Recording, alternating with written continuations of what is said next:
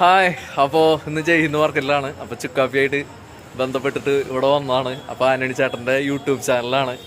എല്ലാവരും subscribe ചെയ്തോളോ, bell icon അമർത്തിക്കോളോ, പരമാവധി ലൈക്കും ഷെയറും കാര്യങ്ങളൊക്കെ കൊടുത്തോളോ. അപ്പോൾ ഇന്ന് ചുക്കാപ്പിയുടെ കച്ചവടമായിട്ട് ബന്ധപ്പെട്ട് ചെയ്യുന്ന മാർക്കറ്റിൽ ഡെയിലി വരാറുണ്ട്. നമ്മൾ ഡെയിലി കസ്റ്റമറാണ്.